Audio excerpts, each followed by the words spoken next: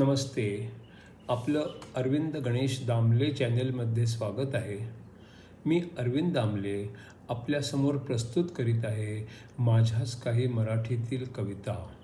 हा आहे ह्या कवितांच्या सत्राचा 421वा भाग. ह्या आपल्याला पसंत पडल्या तर चॅनेलला सबस्क्राईब करा, लाईक करा, शेअर करा आणि बेल आयकॉन दाबायला विसरू नका. तर पहिली मराठीतील कविता आहे. मी असं ठरवलं आहे की आता मी माझ्या सर्व शत्रूंना भेटायला हवे आहे. मी त्या सर्वांना माफ केले आहे हे सांगून टाकणार आहे. आणि मग मी जेव्हा त्यांचा सूड घेईन तेव्हा त्यांना आश्चर्याचा धक्का बसणार आहे. माझी दुसरी कविता आहे. वेळ फार पटकन निघून जातो हे अगदी खरं आहे. माझे आवडते ड्रिंक बियर आहे हे मी 3 वर्षांपूर्वीपर्यंत सगळ्यांना सांगत होतो हे पण खरे आहे. आणि त्यानंतर व्हिस्की हे माझे आवडते ड्रिंक आहे हे पण मी सांगत आहे. पण हे मी आता अगदी आत्ताच सांगायला लागलो आहे असे मला वाटते आहे. पुढची कविता आहे हनुमान चालीसावर आधारित चौपाई क्रमांक 36. और देवता चित्तन धरई हनुमत से सर्व सुख करई. जे शुद्ध स्वच्छ मनाने तुमची पूजा करतात त्यांना सर्व सुखे प्राप्त होतात. पूजा नाही केली तरीही हनुमानच पुरतो. या पुढच्या जन्मांना तो स्वर्गासम करतो. रामाची विजय वार्ता सीतेला सांगितली होती. सीता मंगळवाराला शुभ म्हणाली होती. हनुमान पूजा मंगळवारी चांगली म्हटली होती. हनुमानाला ती रामाला अर्पण करायची होती. विप्रचित राक्षसाला शुक्राचार्यांनी सांगितले तामसिक यज्ञ करा. शुभाला अशुभ करा म्हटले. ऋषींच्या यज्ञामध्ये अशुभ घालायाचे होते. अन देवांना ग्रहण केल्याने आजारी करायचे होते.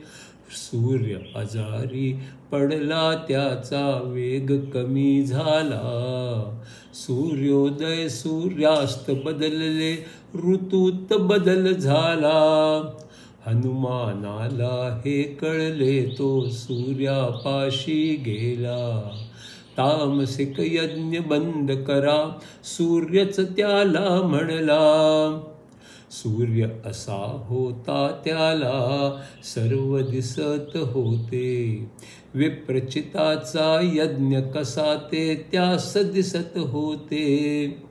राक्षस राजाने ऋषी मुनींना बंधक केले होते. मृत्यूच्या भीतीमुळे त्यांनी ते मान्य केले होते. अनेक ऋषी आणि मुनी असे कैद झाले. तिथवर जाण्याच्या मार्गांनाही त्याने बंद केले. हनुमानाने सर्वप्रथम ऋषींचे भय घालविले. तिथे बसून राम नाम जोरात सुरू केले. राम नाम जोराने तिथे घुमत होते. अन कैदेतून देव ऋषींना मुक्त केले होते. शुक्राचार्यांना बसल्या बसल्या सारे कळले होते. मोठ्या राक्षस सेनेला त्यांनी पाठवले होते. एकट्या हनुमानाने त्या सेनेला नष्ट केले.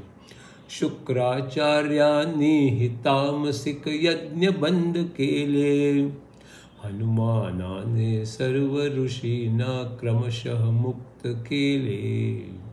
धन्वंतरी पाशी नेले, त्यांना पुन्हा निरोगी केले. मानसरोवरामध्ये एक मोती सापडतो, तोच साऱ्या देवांना ठीक करू शकतो. नवरत्नांच्या झाडाची फांदी महत्वाची असते. 9 झाडांचे सारे गुण एकातच सापडते. त्या झाडांच्या छोट्या फांद्यांनी मोती बांधावे आणि त्यांच्या राखेला गंगा जलात भिजवावे. क्षणात हनुमान मानसरोवराला जलद उडत जातील. त्या जलाने देवांचे सारे रोग ठीक होतील. शुक्राचार्यांनी तसेच मोती मायेने बनविले. कृत्रिम मोत्यांमध्ये गुण काहीच नाही दिले. राजहंसांच्या मदतीने खरे मोती शोधले. नवरत्न वनस्पती आणिक मोती हनुमानाने आणून दिले. साऱ्या देवांची प्रकृती मग पूर्ववत झाली. हनुमानाला सारी माहिती आपोआप मिळाली. स्वस्थ निधीबद्दल धन्वंतरीने स्वतः सांगितले. स्वतः ब्रह्माही बनवू शकतो हेही सांगितले. शिवाच्या आसवांचे 16 रुद्राक्ष असतात. एकमुखी ते 16 मुखी इतके सारे असतात. वेगळे रुद्राक्ष वेगळे रोग बरे करतात. 16 रुद्राक्षांना घेऊन महायज्ञ करतात. या यज्ञातून स्वस्थ निधी बाहेर पडतो. त्याला घेऊन हनुमान पवित्र धामांना जातो. देवांचे काय चालले ते शुक्राचार्यांना कळते. विप्रचितामार्फत बाधा आणायाचे ठरते. घुबडांच्या राजाला सांगून रुद्राक्ष नष्ट केले. हनुमानाला मग रुद्राक्ष मिळूच नाही शकले. त्याने गरुडाला विचारले, असे कसे झाले? घुबडाच्या संमतीविना रुद्राक्ष मिळणे अशक्य झाले. घुबडांच्या राजाकडे हनुमान सविनय जातो. पण रुद्राक्ष द्यायला तो स्पष्ट नकार देतो. कारण काय हे हनुमान त्याला विचारतो. घुबडाला अशुभ म्हणता म्हणून नाही म्हणतो. हे सांगायाला हनुमान लक्ष्मीपाशी जातो. अशुभ म्हणू नका त्याला हावर लक्ष्मीकडून घेतो. लक्ष्मीने मग घुबडाला स्वतःचे वाहन बनविले. घुबड म्हणजे समृद्धी असे समीकरण झाले. मग हनुमानाला रुद्राक्ष सारेच मिळाले. पण अग्नीच्या सहकार्याविना यज्ञ असफल झाले. कारण विप्रचित अजूनही देवांचा शासक होता. हनुमानाच्या एका धक्क्याने पाताळा गेला होता. देवांना शक्ती मिळून गेली.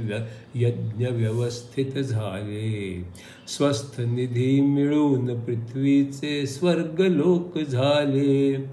हनुमानाच्या आराधनेने स्वस्थ नदी मिळते आणि त्याने सर्वांना स्वास्थ्यही मिळते.